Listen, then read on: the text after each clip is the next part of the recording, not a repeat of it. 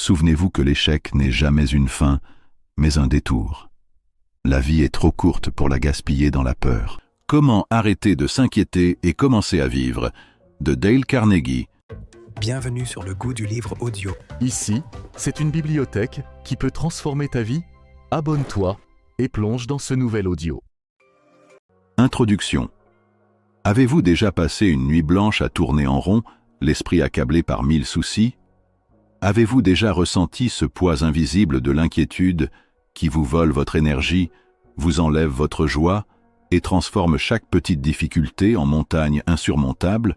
Si oui, rassurez-vous, vous n'êtes pas seul. Car l'inquiétude est l'un des fardeaux les plus universels de l'humanité. Mais la vraie question est celle-ci: doit-on vivre prisonnier de ce fardeau? Imaginez un instant votre vie débarrassée des soucis inutiles. Imaginez vous lever le matin, le cœur léger, l'esprit clair, avec la certitude de pouvoir affronter chaque défi sans être rongé par l'anxiété.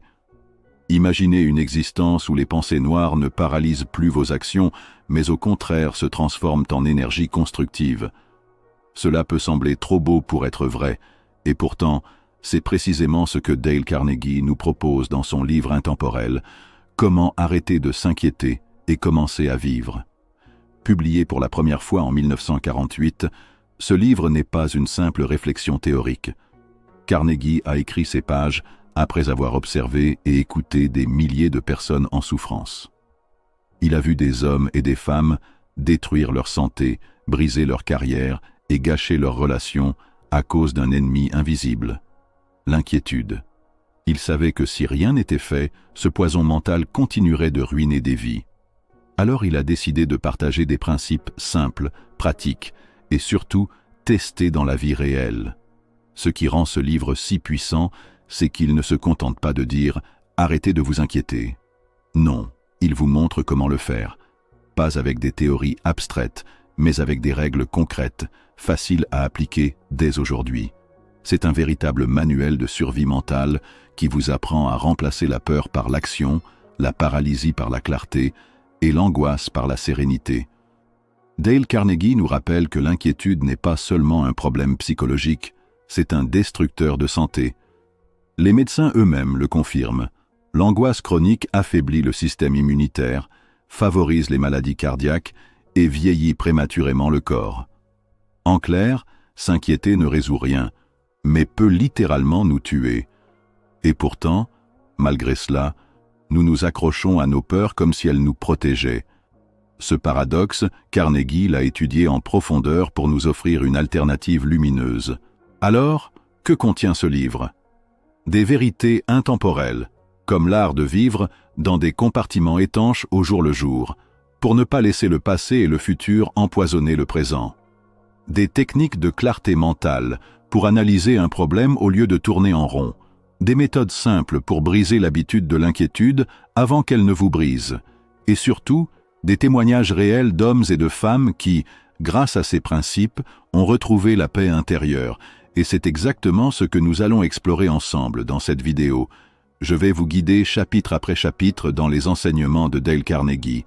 Vous allez découvrir comment des règles simples, appliquées avec constance, peuvent transformer votre rapport au stress, à la peur et à la vie elle-même.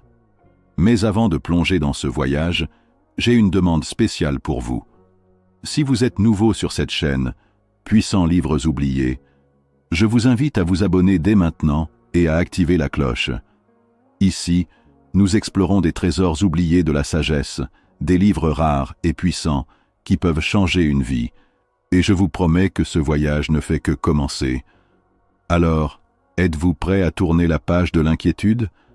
Êtes-vous prêt à entrer dans un monde où l'action chasse la peur, où la sérénité devient votre allié et où la vie se savoure pleinement? Si oui, restez avec moi.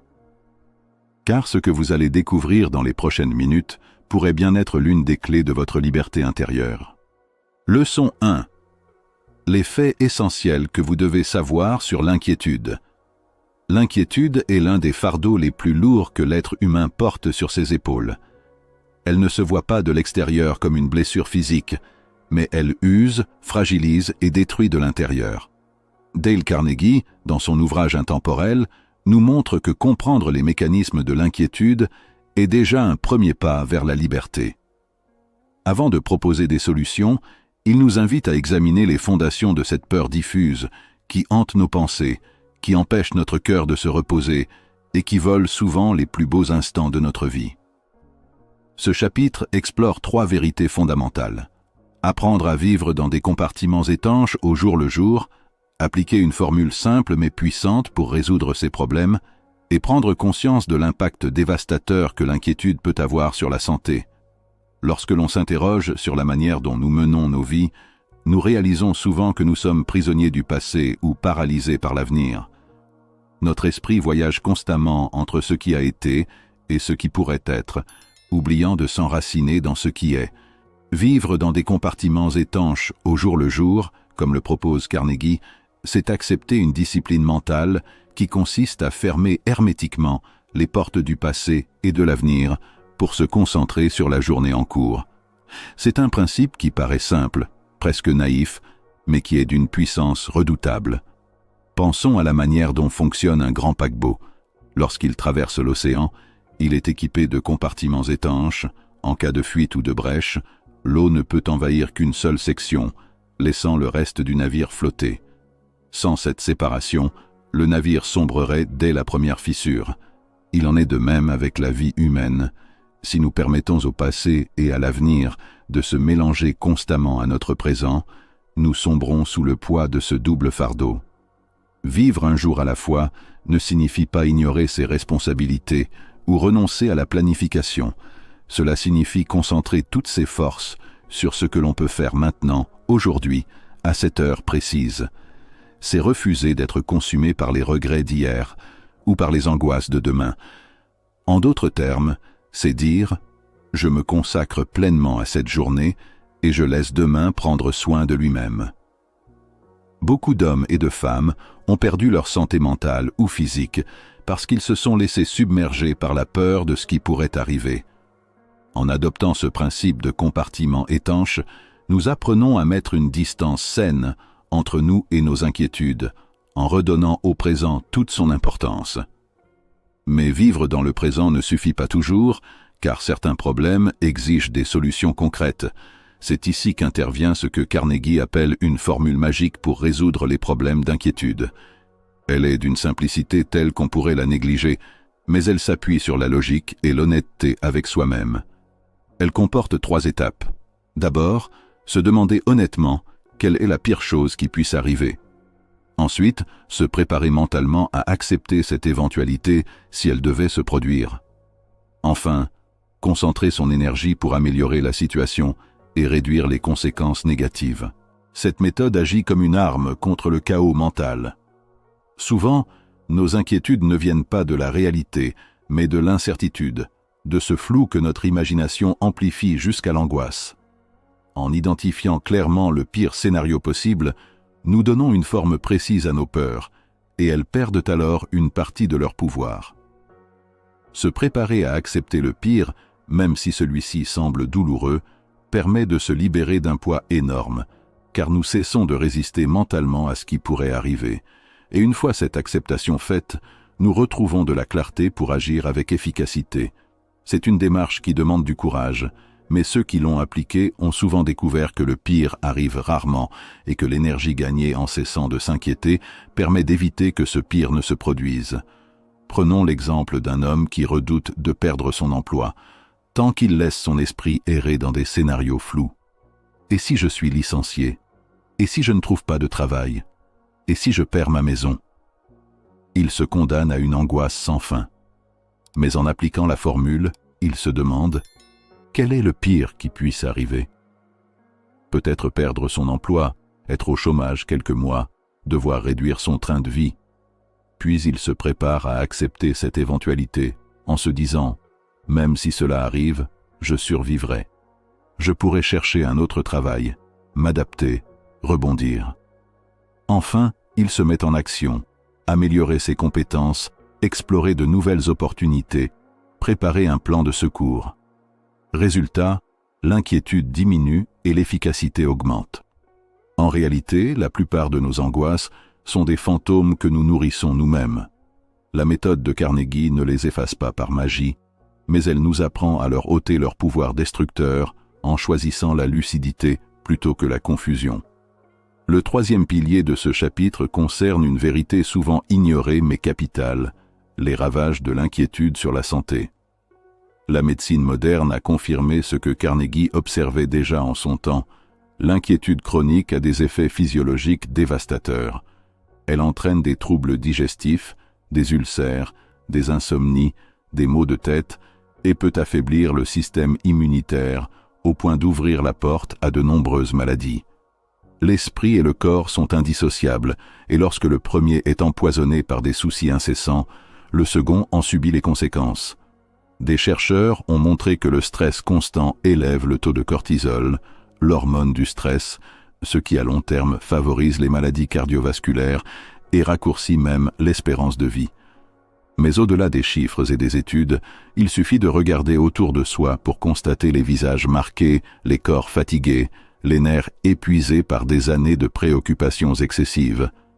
L'inquiétude n'apporte rien de positif. Elle ne résout aucun problème. Elle agit comme une force corrosive qui ronge de l'intérieur. Carnegie raconte de nombreuses histoires vraies de personnes qui ont vu leur vie basculer parce qu'elles n'ont pas su maîtriser leurs inquiétudes.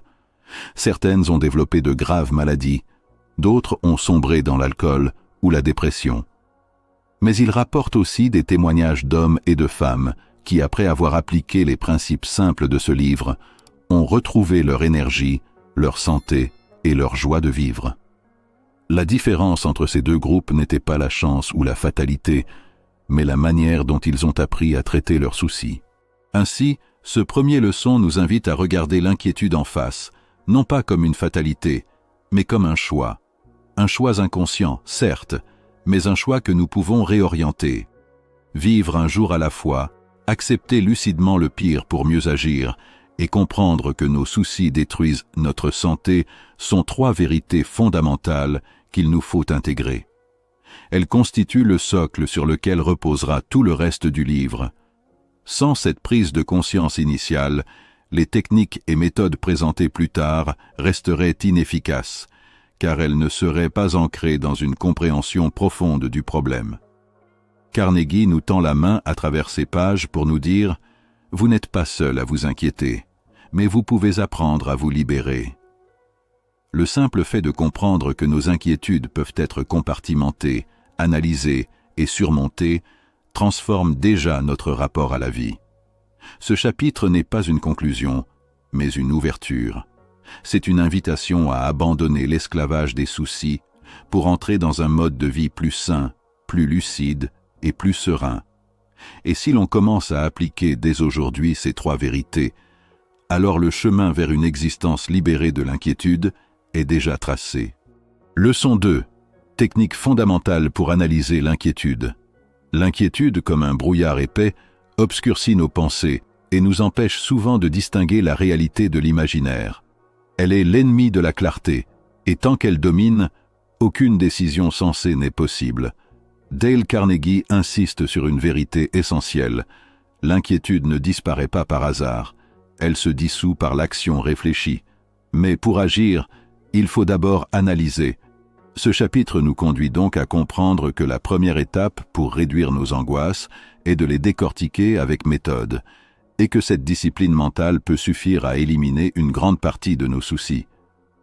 Lorsque nous sommes préoccupés, nous avons tendance à tourner en rond dans notre esprit, comme un disque rayé répétant toujours la même mélodie. Nous passons d'une hypothèse à une autre, nous imaginons des scénarios catastrophiques, nous nous perdons dans des labyrinthes d'incertitudes. C'est cette spirale qui nous épuise et nous vole notre énergie. Mais la plupart du temps, nous oublions une chose simple. Nos inquiétudes ne sont pas des faits, ce sont des suppositions. Et la meilleure façon de les dissiper est de les confronter à la lumière froide et tranchante de l'analyse. Carnegie propose une démarche claire et universelle, une manière d'apprivoiser le monstre invisible de l'inquiétude. Il commence par recommander de se poser 3 questions simples. D'abord, quel est exactement le problème? Étonnamment, beaucoup d'angoisse s'évaporent à ce stade, car nous réalisons que nous n'avons même pas défini ce qui nous tourmente. Dire « je suis inquiet » ne suffit pas. Il faut nommer le souci, l'écrire si nécessaire, le formuler comme un médecin pose un diagnostic précis. Ensuite, quelles sont les causes possibles de ce problème? C'est ici que l'on évite la confusion en séparant les faits des émotions. Enfin, quelles sont les solutions envisageables et laquelle est la meilleure à appliquer? Cette démarche paraît scolaire, mais elle est redoutablement efficace. Prenons l'exemple d'une femme inquiète pour ses finances. Tant qu'elle laisse ses pensées dériver, elle imagine la faillite, la pauvreté, le désespoir. Mais si elle suit cette méthode, elle écrit d'abord « Mon problème est que mes dépenses dépassent mes revenus ». Ensuite, elle note les causes, peut-être un loyer trop élevé, des achats impulsifs, un manque de suivi budgétaire. Enfin, elle évalue des solutions, réduire certaines dépenses, trouver une source de revenus complémentaire, renégocier certaines charges. Elle choisit l'option la plus réaliste et commence à agir. Son inquiétude n'a pas disparu comme par magie, mais elle est désormais remplacée par une énergie constructive. Carnegie insiste sur un point capital. L'inquiétude est souvent un signe de manque de clarté. L'esprit humain supporte mal l'incertitude, et lorsqu'il ne trouve pas de contour précis à un problème, il amplifie la peur. Mais en procédant par analyse, nous reprenons le contrôle. Nous passons du rôle de victime à celui d'acteur. Nous transformons l'énergie destructrice de l'angoisse en énergie créative pour la résolution. C'est une bascule qui change tout. Une autre technique qu'il propose est de prendre le temps de rassembler les faits avant de se laisser emporter par l'émotion. Trop souvent, nous nous inquiétons sans même savoir si nos craintes reposent sur la réalité. Un homme peut passer des nuits blanches à craindre que son entreprise fasse faillite, alors que les chiffres montrent une situation solide. Une mère peut s'angoisser pour la santé de son enfant à cause d'un symptôme mineur, alors qu'aucun médecin ne s'en alarme. Le simple fait de collecter des données réelles, de vérifier la situation, suffit à calmer une grande partie des inquiétudes. Comme le dit Carnegie, une demi-heure de collecte de faits vaut souvent une semaine d'inquiétude stérile. Il met en garde contre les décisions prises dans la confusion. Un esprit troublé par l'anxiété ne peut pas raisonner correctement. L'analyse demande du calme, et le calme vient en grande partie de la discipline d'écrire ses pensées, prendre un papier, noter le problème, lister les faits, examiner les solutions. Ce processus structure notre esprit et réduit la force brute de l'angoisse. C'est pourquoi beaucoup de personnes trouvent déjà un soulagement rien qu'en rédigeant leurs inquiétudes, sans même avoir encore agi. Mais l'analyse ne suffit pas. Il faut aussi apprendre à écarter ce qui ne mérite pas notre attention. Carnegie affirme que 50% de nos soucis peuvent disparaître simplement en appliquant une règle, séparer l'essentiel de l'accessoire. Autrement dit, beaucoup de nos préoccupations concernent des choses qui n'en valent pas la peine. Nous gaspillons une énergie considérable à ressasser des détails, à imaginer des critiques, à craindre des événements improbables. En s'entraînant à hiérarchiser, nous découvrons que la moitié de nos inquiétudes ne sont que du bruit inutile. Il raconte l'histoire d'un cadre qui passait ses journées à s'inquiéter des petites erreurs de ses collègues, des retards mineurs dans les dossiers, des imprévus sans gravité. Résultat, il vivait dans une tension permanente. Un jour, il décida de tester une méthode simple. Chaque fois qu'il se sentait inquiet, il se demandait si cela aurait encore de l'importance dans 10 ans, dans un an, ou même dans une semaine. Dans 90% des cas, la réponse était non. Alors, il choisissait de lâcher prise. Cette seule habitude réduisit de moitié son stress et transforma son efficacité professionnelle. Apprendre à bannir la moitié de nos soucis, c'est donc apprendre à mettre un filtre mental. Nous ne pouvons pas empêcher toutes les inquiétudes d'apparaître, mais nous pouvons décider de ne pas leur accorder d'attention. Comme un jardinier arrache les mauvaises herbes pour laisser croître les fleurs, nous devons extirper les pensées qui n'apportent rien pour que notre esprit se concentre sur l'essentiel. Cela demande de la vigilance et de la pratique, mais le gain est immense. Carnegie illustre cela avec des témoignages d'hommes et de femmes qui ont retrouvé leur équilibre en choisissant de ne plus gaspiller leurs forces sur des détails insignifiants. Un médecin racontait par exemple qu'il avait cessé de s'inquiéter des patients qui ne suivaient pas ses conseils. « Je fais de mon mieux, disait-il, puis je laisse aller. Mon inquiétude ne guérit personne. » Cette attitude, loin d'être du détachement froid, est en réalité une sagesse. Comprendre que l'on ne peut pas tout contrôler et que la paix intérieure dépend de ce discernement. Ainsi, les techniques fondamentales pour analyser l'inquiétude tiennent en deux grands mouvements. D'abord, la clarification par l'analyse méthodique. Ensuite, l'élimination des soucis superflus par une hiérarchisation consciente. Le premier mouvement apporte de la structure, le second apporte de la légèreté. Ensemble, ils forment un bouclier mental contre l'envahissement des pensées négatives. En appliquant ces principes, nous découvrons que l'inquiétude, loin d'être une fatalité, est un processus que nous pouvons transformer.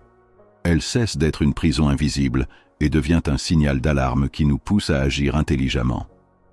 Au lieu de nous consumer, elle devient un moteur de lucidité. La différence entre celui qui se noie dans l'angoisse et celui qui avance malgré les tempêtes tient moins aux circonstances qu'à la méthode employée. L'un subit ses pensées, l'autre les analyse et les ordonne. Cette leçon nous rappelle que nous avons tous en nous la capacité de mettre de l'ordre dans nos esprits, à condition de le vouloir et de pratiquer. Il ne s'agit pas d'un don réservé à quelques sages, mais d'une discipline accessible à tous. Comme un muscle qui se renforce par l'exercice, l'esprit devient plus clair et plus calme à force d'entraînement. Et avec le temps, analyser les soucis devient une habitude naturelle, presque automatique. Finalement, l'enseignement de Carnegie est limpide. Si nous apprenons à analyser nos inquiétudes et à bannir celles qui sont insignifiantes, nous pouvons réduire de moitié le poids qui nous écrase.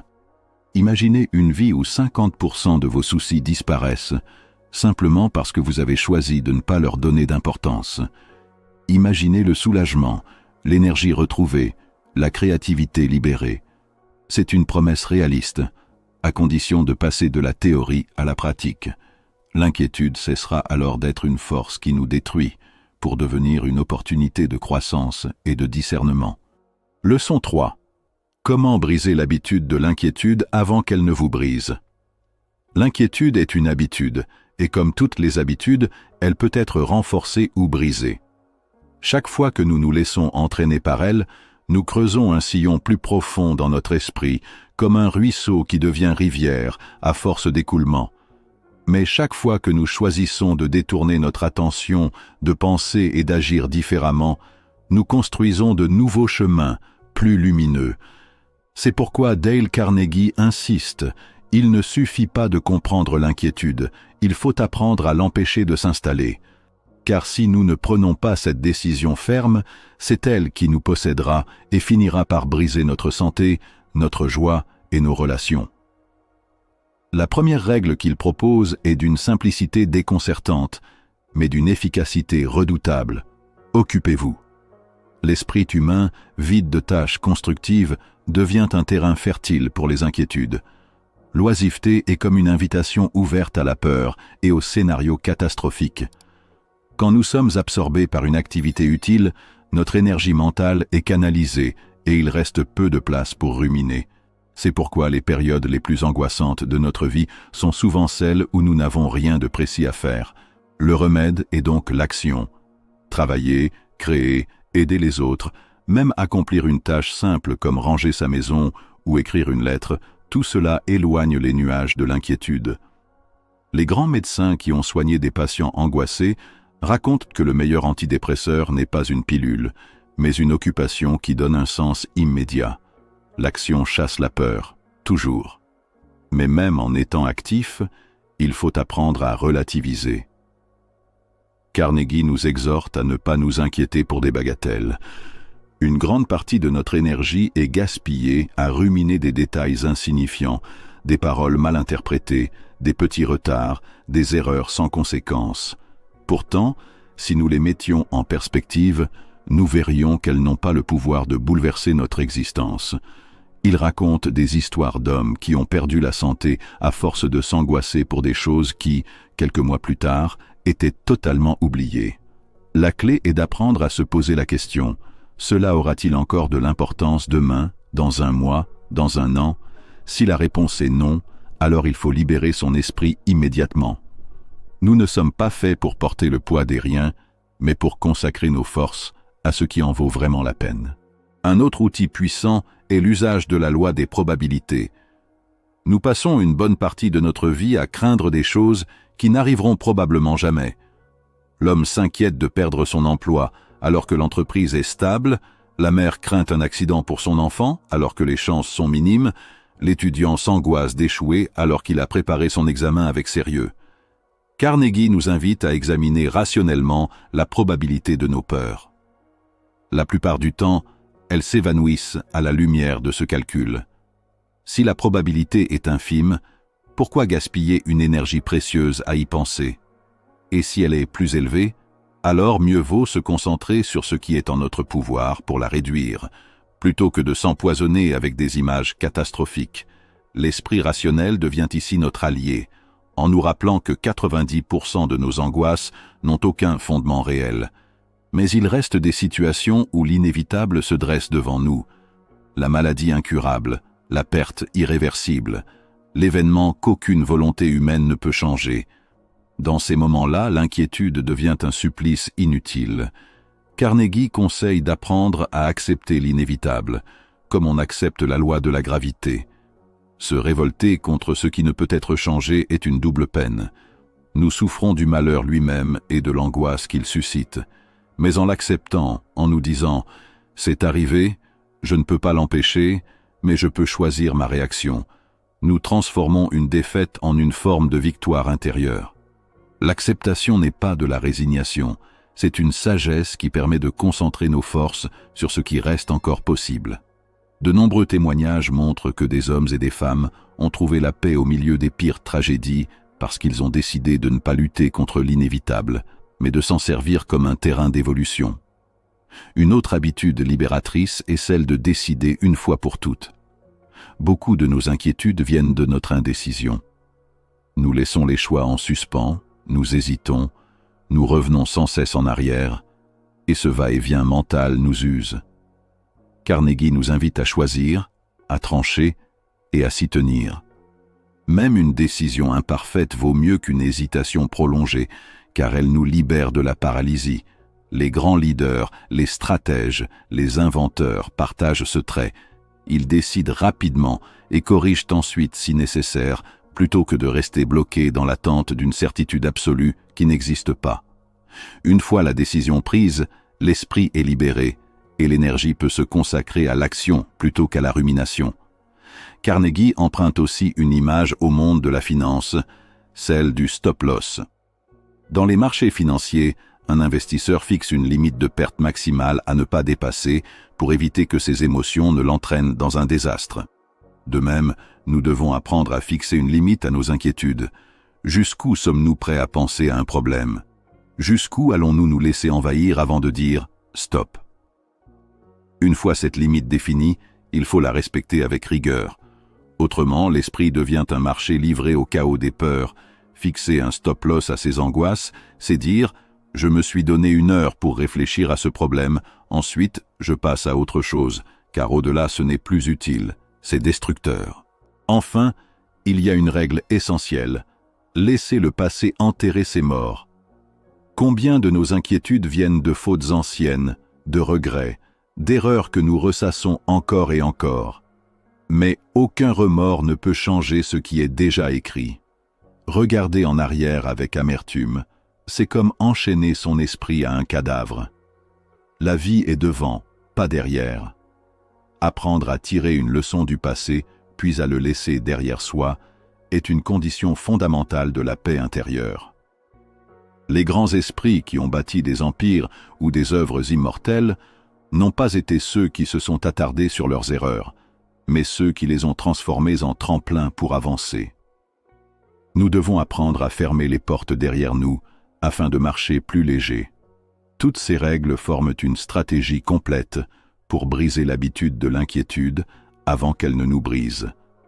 Elles ne sont pas théoriques, elles viennent de la vie réelle, de l'expérience d'innombrables hommes et femmes qui ont mis en pratique ces conseils et en ont vu les fruits. Elles exigent de la discipline, mais elles offrent en retour une liberté immense. En les appliquant, Nous reprenons le pouvoir sur nos pensées et nous faisons de l'inquiétude non plus un maître tyrannique, mais un simple signal qui nous pousse à agir intelligemment. Il ne s'agit pas d'éliminer totalement l'inquiétude, car elle fait partie de la condition humaine, mais il s'agit de la réduire, de la dompter, de la mettre à sa juste place. Et si nous faisons cet effort, nous découvrirons que la vie devient plus légère, nos relations plus harmonieuses, nos projets plus solides. Nous serons capables de regarder l'avenir avec confiance, au lieu de trembler devant lui. Nous serons enfin libres de vivre pleinement, ici et maintenant. Leçon 4. 7 façons de cultiver une attitude mentale qui vous apportera la paix et le bonheur. La paix et le bonheur ne tombent pas du ciel comme une grâce aléatoire. Ils se cultivent patiemment dans l'esprit de celui qui choisit de les accueillir. L'attitude mentale que nous entretenons chaque jour devient le terreau sur lequel pousse soit l'angoisse, soit la sérénité, soit la joie. Dale Carnegie nous rappelle que le bonheur est d'abord un état d'esprit, et qu'en changeant nos pensées, nous changeons la couleur même de notre vie. Il nous propose alors 7 manières concrètes de cultiver cette disposition intérieure qui attire la paix comme un aimant. La première consiste à remplir notre esprit de pensées positives. L'être humain ne peut pas chasser le vide. Quand il essaie de ne pas penser à quelque chose, l'image revient encore plus fortement. La solution n'est donc pas de lutter contre les idées noires, mais de les remplacer par des pensées constructives, belles, lumineuses. Lire des livres qui élèvent, écouter de la musique qui inspire, se rappeler ses réussites passées, méditer sur la beauté d'un paysage, voilà autant de manières de nourrir l'esprit de ce qui renforce au lieu de ce qui détruit. Ce n'est pas de la naïveté, c'est de l'hygiène mentale. Tout comme nous faisons attention à ce que nous mettons dans notre corps, nous devons choisir avec soin ce que nous laissons entrer dans notre esprit. Chaque pensée est une semence. Certaines donnent des fruits amers, d'autres des fruits doux. En semant le positif, nous préparons une récolte abondante de paix. Mais pour préserver cette paix, il est nécessaire aussi de se libérer de l'esprit de vengeance. Combien d'hommes et de femmes vivent prisonniers d'un désir de revanche, ruminant jour et nuit les offenses subies, attendant le moment où l'ennemi paiera. Pourtant ce poison consume d'abord celui qui le porte. L'idée de vengeance est comme un charbon brûlant que l'on garde dans sa main en espérant qu'il brûlera l'autre. En vérité, il ne détruit que nous-mêmes.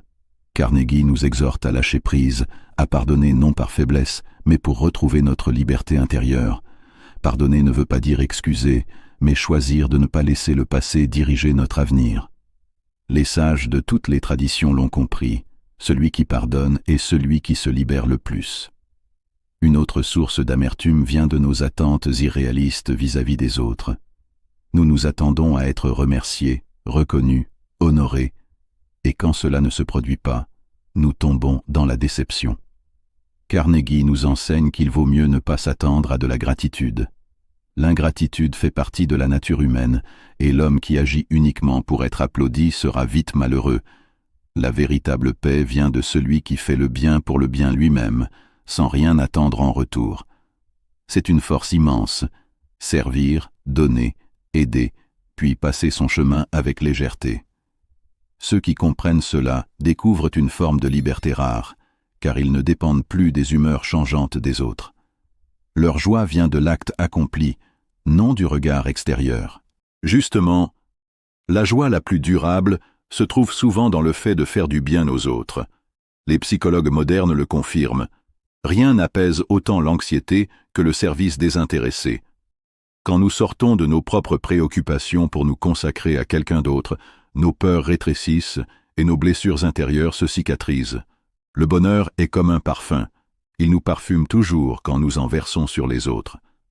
Les grandes figures de l'histoire qui ont marqué leur temps étaient rarement les plus riches ou les plus puissantes, mais souvent celles qui ont donné généreusement, en aidant un voisin, en réconfortant un ami, en partageant un sourire. Nous semons dans le cœur des autres, mais nous récoltons en nous-mêmes une paix profonde. Carnegie insiste aussi sur l'importance de compter ses bénédictions. L'homme est naturellement enclin à regarder ce qu'il n'a pas, plutôt que ce qu'il possède déjà. Cette insatisfaction chronique est une source d'inquiétude et de malheur. Pourtant, si chacun faisait l'inventaire de ses richesses réelles, la santé, l'amitié, une famille, un toit, une journée de soleil, même le simple fait d'être en vie, il découvrirait que la gratitude transforme tout.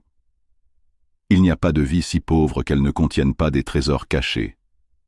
Le bonheur ne vient pas de l'accumulation, mais de la reconnaissance. Chaque jour, noter 3 choses pour lesquelles on est reconnaissant suffit à déplacer le centre de gravité de notre esprit vers la paix. Un autre piège redoutable est la comparaison. Rien n'empoisonne plus l'âme que de se mesurer constamment aux autres, à leur succès, à leur fortune, à leur apparence. Ce jeu est toujours perdu, car il y aura toujours quelqu'un de plus riche, de plus beau, de plus intelligent. Carnegie met en garde: ne vous comparez pas aux autres, comparez-vous à vous-même, à votre progression. La seule vraie compétition est celle qui nous oppose à notre version d'hier. Quand nous nous fixons cet objectif, devenir chaque jour un peu meilleur, nous trouvons une paix profonde. La comparaison engendre l'envie et l'amertume, tandis que l'amélioration personnelle nourrit la fierté et la joie. Enfin, l'un des enseignements les plus puissants de Carnegie est celui-ci: créez votre propre bonheur. Beaucoup attendent que les circonstances leur soient favorables, que la chance tourne, que l'amour parfait ou la réussite idéale viennent frapper à leur porte. Mais le bonheur ne dépend pas des conditions extérieures, il dépend de notre regard. Il y a des gens qui possèdent peu et qui sont rayonnants, et d'autres qui possèdent tout, mais vivent dans l'insatisfaction. La clé est dans l'attitude. En décidant chaque jour de trouver une joie dans les petites choses, en cultivant l'optimisme, en refusant de s'empoisonner par ce qui échappe à notre contrôle, nous devenons les artisans de notre propre bien-être. Le bonheur n'est pas un cadeau à recevoir, c'est une œuvre à bâtir. En réunissant ces 7 pratiques, Carnegie nous offre une véritable carte pour la paix intérieure. Elles ne promettent pas une vie sans épreuves, mais une vie où, malgré les épreuves, nous gardons la maîtrise de notre esprit. L'homme qui nourrit des pensées positives, qui pardonne, qui donne sans attendre, qui sert les autres, qui remercie pour ses bénédictions, qui cesse de se comparer et qui choisit de créer son bonheur, cet homme-là possède une force que rien ni personne ne peut lui enlever. Il est facile de lire ces principes et de les approuver, mais la vraie transformation vient de leur pratique quotidienne. Comme un musicien qui répète ses gammes, nous devons entraîner notre esprit à choisir la lumière plutôt que l'ombre. Jour après jour, ces choix deviennent une habitude, et cette habitude devient une seconde nature. Alors la paix et le bonheur cessent d'être des rêves lointains pour devenir une réalité vivante. Leçon 5. La règle d'or pour vaincre l'inquiétude. Depuis la nuit des temps, l'homme cherche la paix. Des sages de l'Orient aux philosophes de l'Occident, tous ont laissé des traces de cette quête. Comment vivre au milieu des tempêtes sans sombrer dans l'angoisse? Comment traverser les drames, les épreuves, les imprévus, sans que le cœur ne s'effondre? Dale Carnegie, dans sa sagesse pragmatique, nous donne une règle d'or: trouver la paix et la sérénité instantanée. Cela peut paraître impossible, comme si le calme devait toujours être le résultat d'un long travail, mais en vérité, le secret est plus simple. Le calme est déjà là, en nous, et il suffit souvent de changer de regard, de modifier l'objet de notre attention pour qu'il apparaisse comme une lumière dans la nuit. Lorsque nous nous inquiétons, notre esprit tourne sans cesse autour d'un problème. Nous l'agrandissons, nous le gonflons, nous le transformons en monstre menaçant. Pourtant, ce n'est qu'une pensée, une image mentale. La première clé de la paix instantanée est donc de reprendre le contrôle de notre attention. Carnegie insiste sur cette évidence. Nul ne peut penser à 2 choses exactement en même temps. Si nous remplissons notre esprit d'une idée constructive, la place pour l'inquiétude disparaît. C'est comme une pièce sombre. On peut chasser les ténèbres en frappant l'air de toutes ses forces, mais elles reviendront toujours. La seule manière de les vaincre est d'allumer une lumière. La pensée positive joue ce rôle. En concentrant nos idées sur quelque chose de beau, d'utile, de noble, nous éteignons aussitôt le flux d'angoisse. Mais comment provoquer ce basculement instantané? Une méthode pratique que Carnegie partage est celle de se poser une question simple. Qu'est-ce qui dépend de moi ici et maintenant? Cette interrogation agit comme une ancre. L'esprit inquiet se projette dans l'avenir ou s'enlise dans le passé, mais la paix se trouve toujours dans le présent. En recentrant notre énergie sur une action concrète, si petite soit-elle, nous sortons du cercle infernal des ruminations. Un étudiant terrassé par la peur de l'examen trouve le calme en ouvrant son cahier et en révisant une seule page. Un entrepreneur accablé par ses dettes retrouve une respiration en appelant un créancier pour discuter d'un échéancier. Un malade angoissé par son avenir gagne une force nouvelle en se concentrant sur ce qu'il peut faire aujourd'hui pour renforcer sa santé. La paix vient avec l'action orientée, même minime, car l'action chasse l'angoisse comme le vent chasse les nuages. La règle d'or repose aussi sur l'acceptation. Tant que nous résistons intérieurement à ce qui est déjà là, nous souffrons deux fois. Une première fois à cause du problème lui-même, et une seconde fois à cause de notre refus de l'accepter. Accepter ne veut pas dire se résigner, mais reconnaître la réalité pour cesser de se battre contre des murs. Combien de maladies, de pertes, de ruptures, de faillites ont détruit non parce qu'elles étaient insurmontables, mais parce que les gens ont refusé de les regarder en face? Celui qui dit « Voilà ce qui est, maintenant je choisis ma réponse », accède immédiatement à une forme de paix. L'acceptation est comme une clé qui ouvre la porte de la sérénité, car elle nous libère de la lutte intérieure contre l'inévitable. Un autre levier puissant est la respiration consciente. Carnegie, bien avant que la psychologie moderne ne le confirme, savait qu'il existe un lien direct entre le corps et l'esprit. Quand nous sommes angoissés, notre respiration devient courte, rapide, irrégulière. Le simple fait de ralentir volontairement notre souffle apaise le système nerveux et envoie un message de sécurité au cerveau. 3 inspirations profondes suffisent souvent à calmer une panique montante. C'est une technique d'une simplicité déconcertante, mais elle illustre parfaitement l'idée de sérénité instantanée. Parfois, il ne faut pas de grandes théories, mais un geste concret, accessible à tous, qui ramène l'équilibre. La gratitude est également un raccourci vers la paix. Dans un moment d'inquiétude, si nous nous forçons à trouver 3 choses pour lesquelles nous pouvons être reconnaissants, l'état intérieur change presque aussitôt. Cela peut être la présence d'un ami, la beauté d'un arbre, le fait même d'être vivant. La gratitude ne nie pas le problème, mais elle l'entoure d'une lumière qui relativise sa gravité. L'homme inquiet pense uniquement à ce qu'il a perdu ou pourrait perdre. L'homme reconnaissant pense à ce qu'il possède déjà, et cette simple bascule crée un apaisement immédiat. Carnegie nous invite aussi à imaginer le pire scénario possible. Cela peut sembler paradoxal. Pourquoi penser au pire pour trouver la paix? Parce que souvent, c'est la peur vague de l'inconnu qui nourrit l'angoisse. Quand on définit clairement le pire et qu'on l'accepte mentalement, l'inquiétude perd sa force. Un commerçant craignant la faillite trouve un soulagement en se disant « Même si je perds tout, je peux recommencer, trouver un travail, reconstruire ». À partir du moment où l'on accepte l'éventualité du pire, on n'est plus prisonnier de la peur. On agit plus calmement, plus lucidement. Et souvent, le pire ne se produit même pas. Mais même s'il se produisait, nous aurions déjà développé la force intérieure pour l'affronter. Un autre aspect central de cette règle d'or est de se rappeler que tout passe. Rien n'est permanent, ni la joie, ni la peine, ni les succès, ni les échecs.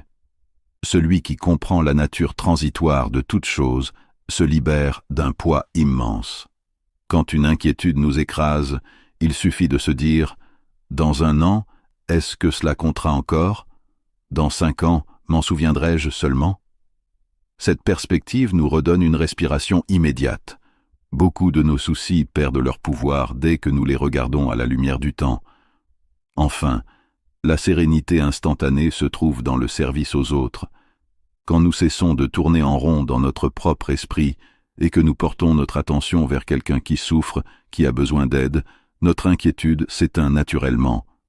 Un cœur ne peut pas contenir en même temps la peur et la compassion active. Celui qui se donne aux autres oublie momentanément ses problèmes, et cet oubli crée une paix immédiate. De nombreux témoignages recueillis par Carnegie le confirment. Des personnes tourmentées par des soucis personnels ont retrouvé une sérénité inattendue en se consacrant à une cause, à un voisin, à une communauté. La règle d'or pour vaincre l'inquiétude est donc cette capacité à provoquer, volontairement, un basculement intérieur. Il ne s'agit pas d'attendre passivement que les problèmes disparaissent, mais de choisir activement une autre réponse mentale. Remplir son esprit de pensées positives, se concentrer sur l'action présente, accepter l'inévitable, respirer profondément, pratiquer la gratitude, envisager le pire et l'accepter, relativiser dans le temps, servir les autres. Chacune de ces pratiques est une porte vers la sérénité instantanée. Et ce qui rend cette règle d'or si puissante, c'est qu'elle est à la portée de tous. Il n'est pas nécessaire d'être riche, instruit ou privilégié pour y accéder. Chacun, quel que soit son âge, sa condition, son histoire, peut choisir de modifier son état intérieur en quelques secondes. Bien sûr, cela demande de l'entraînement, car l'esprit humain est prompt à revenir à ses habitudes d'angoisse. Mais comme un muscle que l'on exerce, la capacité à retrouver la paix instantanée se développe avec la pratique. Plus on s'y exerce, plus cela devient naturel, jusqu'à ce qu'un simple mot, un souffle, un geste suffisent pour apaiser la tempête intérieure. Ainsi, Carnegie nous offre dans ce chapitre une clé inestimable, le pouvoir de transformer l'instant. Car finalement, notre vie entière n'est faite que d'instants. Trouver la paix maintenant, ici, dans ce moment précis, c'est trouver la paix tout court. Celui qui maîtrise cet art ne vit plus dans l'attente d'un futur hypothétique pour être heureux, il devient capable d'accueillir chaque seconde comme une opportunité de sérénité. Leçon 6. Comment ne pas se faire du souci pour les critiques? La critique est un des plus grands poisons de l'âme humaine. Elle surgit partout, dans la famille, au travail, dans la société, et aujourd'hui encore plus sur les réseaux sociaux où chaque geste, chaque parole, chaque initiative est scrutée et jugée par des regards invisibles. L'un des drames de la vie moderne est que nous passons trop de temps à craindre l'opinion des autres, à nous demander ce qu'ils vont penser de nous, de nos choix, de nos erreurs. Pourtant, Dale Carnegie nous rappelle une vérité essentielle. La critique, loin d'être une condamnation définitive, est souvent un outil de progression. Et dans bien des cas, elle est même la preuve que nous faisons quelque chose qui compte.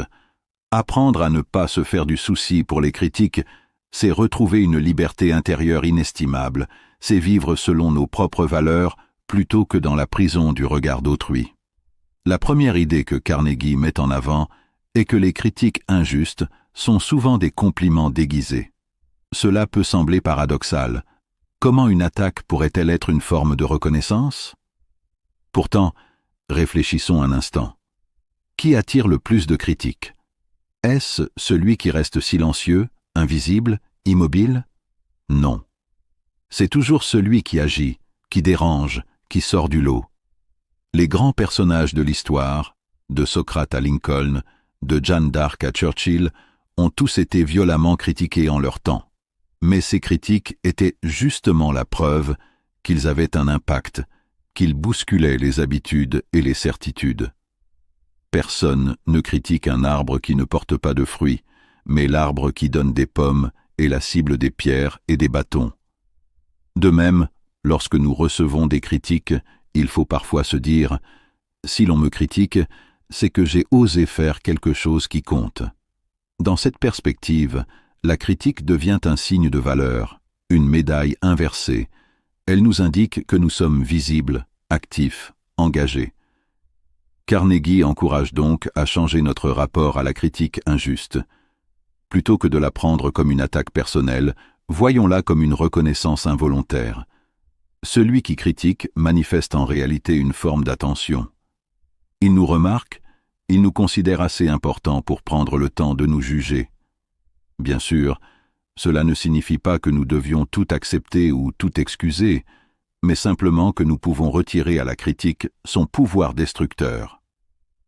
Quand nous cessons de la voir comme une condamnation et que nous la voyons comme un signe que nous faisons quelque chose d'important, une grande partie de notre inquiétude disparaît. Un deuxième principe fondamental est de faire de notre mieux, puis de laisser tomber. La plupart des angoisses liées aux critiques viennent du perfectionnisme. Nous voulons plaire à tout le monde, être irréprochables, ne jamais susciter la moindre remarque. Mais une telle attente est irréaliste. Quel que soit ce que nous faisons, il y aura toujours quelqu'un pour désapprouver. C'est une loi de la nature humaine. Chacun regarde le monde avec ses propres filtres, ses propres blessures, ses propres attentes. Vouloir satisfaire tout le monde, c'est vouloir faire entrer un océan dans une bouteille. La seule solution est d'accepter que la critique est inévitable et de fixer notre objectif non pas sur l'approbation universelle, mais sur l'effort sincère. Ai-je donné le meilleur de moi-même? Ai-je agi selon mes valeurs, avec honnêteté, avec rigueur? Si la réponse est oui, alors peu importe le jugement des autres. On peut nous railler, nous accuser, nous rejeter, mais dans notre conscience, nous savons que nous avons fait ce que nous pouvions. Carnegie raconte l'histoire de personnes qui ont sombré dans la maladie parce qu'elles cherchaient à satisfaire tout le monde. Le souci constant du « qu'en dira-t-on » les a épuisés jusqu'à l'effondrement. À l'inverse, ceux qui ont trouvé la paix intérieure sont ceux qui ont appris à dire « J'ai fait ce que je devais faire, j'ai fait de mon mieux, le reste ne m'appartient plus ». Cette phrase est une libération. Elle nous rappelle que nous ne contrôlons pas l'opinion des autres. Nous ne pouvons pas obliger le monde à nous aimer, mais nous pouvons nous assurer que nous agissons avec intégrité. Et cela suffit. Enfin, la troisième clé proposée par Carnegie est de profiter de nos erreurs pour apprendre. C'est peut-être l'aspect le plus difficile, car nous avons souvent tendance à voir l'erreur comme une honte, une preuve d'infériorité. La critique qui souligne nos fautes réveille alors en nous la culpabilité, la peur du jugement. Mais la vérité est que l'erreur est la condition même de l'apprentissage. Aucun enfant n'a appris à marcher sans tomber des dizaines de fois. Aucun inventeur n'a découvert quelque chose sans accumuler des échecs. Edison disait « Je n'ai pas échoué 10 000 fois. J'ai trouvé 10 000 façons qui ne fonctionnent pas. » Celui qui comprend cela n'a plus peur de la critique, car il sait que chaque remarque, même dure, contient une occasion de croissance. Il est vrai que toutes les critiques ne sont pas constructives, certaines sont méchantes, gratuites, destructrices, mais même dans ces cas-là, il y a parfois une graine utile à récolter. Une insulte peut révéler une faille que nous ignorions, une maladresse que nous pourrons corriger. Si nous apprenons à accueillir la critique comme une information et non comme une attaque contre notre identité, alors elle cesse de nous blesser. Elle devient un outil, un miroir. Elle nous montre non pas qui nous sommes, mais ce que nous pouvons améliorer. La vie est pleine d'exemples de personnes qui ont transformé leur critique en tremplin. Walt Disney fut licencié parce qu'on le jugeait sans imagination. Les Beatles furent rejetés par une maison de disques qui estimait que leur musique n'avait aucun avenir. Gandhi fut ridiculisé, traité de rêveur.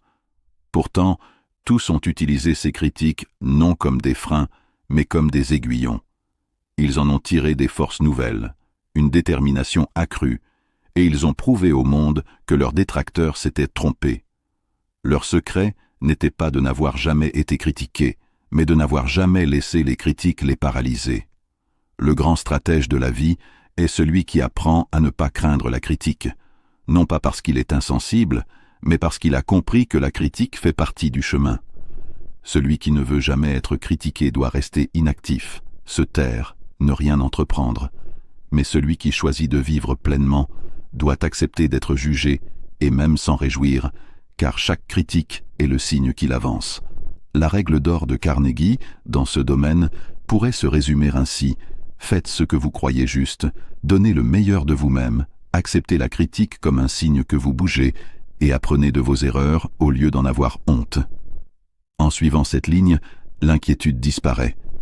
Nous cessons d'être esclaves des opinions extérieures. Nous retrouvons la liberté d'agir selon notre conscience, et cette liberté est la clé de la sérénité. Ainsi, cette leçon nous enseigne que les critiques injustes sont souvent des compliments déguisés.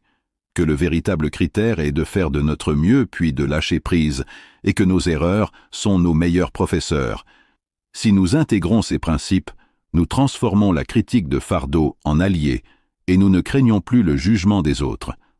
La paix intérieure ne vient pas d'une absence de critique, mais de notre capacité à leur donner le sens qui nous élève. Leçon 7. Préserver son énergie. Il y a un fait que nous oublions souvent dans le tumulte de nos vies modernes. L'esprit et le corps sont intimement liés. L'inquiétude ne se contente pas d'habiter nos pensées, elle se propage comme un poison dans notre énergie, dans notre respiration, dans notre sommeil. Elle nous vole des années de vie sans que nous nous en rendions compte. Dale Carnegie l'avait parfaitement compris. C'est pourquoi il ne s'est pas contenté de proposer des règles théoriques. Il a montré qu'apprendre à vivre sans inquiétude, c'est aussi apprendre à ménager sa santé, à préserver son enthousiasme et à cultiver un état de paix intérieure qui se reflète jusque dans notre corps. Car au fond, l'inquiétude n'est pas seulement une affaire de pensée, c'est aussi une question de vitalité. Si vous êtes fatigué, épuisé, si votre énergie est au plus bas, vous serez bien plus vulnérable aux pensées sombres. Mais si votre esprit et votre corps sont régénérés, vous aurez toujours plus de facilité à faire face aux difficultés. L'une des grandes leçons de Carnegie est simple, reposez-vous avant même d'être fatigué. La plupart des gens attendent que la fatigue les terrasse avant de prendre du repos. Mais à ce moment-là, il est déjà trop tard. L'esprit surmené s'agite plus facilement, les soucis se multiplient et deviennent ingérables. Le repos ne doit pas être perçu comme une perte de temps, mais comme une stratégie. Dans une société qui glorifie l'agitation permanente, apprendre à se donner du repos au bon moment est une des plus grandes forces que l'on puisse acquérir. Cela ne signifie pas paresser ou fuir ses responsabilités, mais accepter que le repos est une partie de l'action. Se ménager un instant de silence, fermer les yeux quelques minutes, marcher doucement sans but précis, ces petites habitudes nourrissent l'esprit et coupent le cercle vicieux de l'inquiétude. De la même manière, il faut apprendre à se détendre au travail. Trop souvent, nous associons le travail à la tension, à la pression, à l'effort constant. Pourtant, Carnegie nous rappelle qu'un corps crispé et un esprit contracté travaillent moins bien qu'un esprit détendu. Il suffit d'observer les plus grands artistes, sportifs ou orateurs. Ils accomplissent leurs performances avec une aisance presque naturelle. Ce n'est pas parce qu'ils n'ont pas de pression, mais parce qu'ils ont appris à se détendre dans l'action. Chaque tâche de la vie quotidienne peut être accomplie dans cet état de calme intérieur. Quand vous tapez sur votre clavier, quand vous parlez avec quelqu'un, quand vous conduisez, prenez conscience des tensions inutiles. Relâchez vos épaules, respirez profondément, laissez la détente guider vos gestes. Vous verrez que l'inquiétude se dissipe dès que vous cessez de donner à votre corps le signal de la crispation. Car l'inquiétude se nourrit de la fatigue, et la fatigue se nourrit de l'inquiétude. C'est un cercle qu'il faut briser. Pour cela, Carnegie propose une autre règle d'or. Protégez-vous activement contre la fatigue et les tensions. Cela passe par une hygiène de vie claire, des pauses régulières, un sommeil suffisant, une alimentation saine et surtout, la capacité à se dire que rien n'est plus urgent que sa propre santé. Il est facile de s'imaginer que sacrifier son repos au profit du travail est une marque de courage. Mais la vérité, c'est que celui qui s'épuise devient un fardeau pour lui-même et pour les autres. Le courage, le vrai, c'est de savoir préserver son énergie pour durer. Ce n'est pas un hasard si Dale Carnegie a insisté sur le sommeil. Dormir n'est pas du temps perdu. C'est une manière de restaurer l'équilibre de l'âme. Un esprit bien reposé voit clair là où l'esprit fatigué ne voit que des ombres. Dans vos nuits, vos soucis trouvent parfois une solution naturelle. Au matin, ce qui paraissait insurmontable la veille devient soudainement simple. Enfin, il ne faut jamais oublier l'importance de la vitalité physique. Le sport, les promenades, les activités physiques simples apportent une énergie qui chasse les nuages mentaux. L'inquiétude est souvent une énergie stagnante, une tension non dépensée. En bougeant, en respirant profondément, en faisant travailler le corps, on libère aussi l'esprit. Ce n'est pas une coïncidence si tant de penseurs, philosophes ou inventeurs, avaient pour habitude de marcher. La marche a sauvé des milliers d'esprits des griffes de l'angoisse. Elle ramène au présent, elle ancre, elle réveille la joie simple d'exister. Mais Carnegie ne s'est pas limité à des conseils pratiques. Dans la 8e partie de son livre, il a rassemblé des histoires vraies, des témoignages bouleversants d'hommes et de femmes qui, confrontés aux pires épreuves, ont trouvé la force de vaincre leurs inquiétudes grâce à ses principes. C'est là que son enseignement devient réellement puissant. Il ne s'agit pas de théorie, mais de vie. Prenons l'exemple d'un soldat revenu du front, dont la vie était brisée par les souvenirs traumatiques. Chaque nuit, il revivait les explosions, les cris, la peur de la mort. L'inquiétude l'avait emprisonné dans une guerre intérieure qu'il n'arrivait pas à quitter, mais en appliquant la règle des compartiments étanches au jour le jour, il a appris à se dire « Aujourd'hui est un jour nouveau, ce qui est passé, ce qui viendra viendra, mais aujourd'hui, je suis en vie. » Ce simple changement d'attitude a transformé son existence. Il a retrouvé le goût de la vie, un jour après l'autre, jusqu'à redevenir un homme debout. Une autre histoire raconte celle d'une mère qui avait perdu son enfant. Son chagrin et ses inquiétudes l'avaient conduite au bord de la folie. Elle ne voyait plus de sens à rien, ne dormait plus, ne mangeait plus. Mais en lisant Carnegie, elle a décidé d'occuper son esprit à aider d'autres enfants. Elle a commencé à s'occuper d'orphelins, à leur donner de l'amour, du temps, de la tendresse. En se tournant vers les autres, elle a trouvé la guérison. Son inquiétude avait été remplacée par une énergie nouvelle, celle de donner. Ainsi, l'inquiétude, au lieu de la briser, est devenue le tremplin vers une vie de service et de paix. Ces histoires vraies sont essentielles car elles rappellent que nous ne sommes pas seuls. Chacun d'entre nous, à sa manière, affronte des inquiétudes. Certaines paraissent immenses, d'autres insignifiantes, mais toutes peuvent être surmontées. La clé, c'est d'agir, de mettre en pratique, car l'action chasse toujours l'inquiétude. Attendre, ruminer, se laisser paralyser ne mène nulle part. Mais poser un petit geste, aussi modeste soit-il, ramène immédiatement un souffle d'espérance. C'est ce que montre la conclusion de Carnegie. Il ne s'agit pas seulement de lire ses principes, il faut les vivre. Et plus on les vit, plus ils deviennent naturels, jusqu'à transformer complètement notre rapport à la vie. Alors, si nous devions retenir l'essentiel, ce serait ceci. Vivez un jour à la fois. Acceptez que l'inquiétude n'a jamais rien résolu. Préservez votre énergie comme un trésor sacré. Remplissez vos journées d'action qui comptent. Entourez-vous de pensées positives. Prenez soin de votre corps et de votre esprit. Et surtout, souvenez-vous que l'échec n'est jamais une fin, mais un détour. La vie est trop courte pour la gaspiller dans la peur. Comme le disait Carnegie, l'action chasse l'inquiétude. Ce n'est pas une phrase vide, c'est une vérité que des milliers d'hommes et de femmes ont expérimentée. Chers amis, si ce message a touché votre cœur, prenez dès aujourd'hui la décision d'appliquer une seule de ces règles, une seule. Vous verrez la différence, et pas demain, pas la semaine prochaine. Commencez aujourd'hui. C'est ainsi que commence toute transformation. Abonnez-vous à cette chaîne. Ensemble, nous allons bâtir une communauté de chercheurs de sagesse, de bâtisseurs de paix intérieure, de passionnés de vie, car la vraie victoire n'est pas d'éviter les tempêtes, mais d'apprendre à naviguer en paix au milieu d'elles.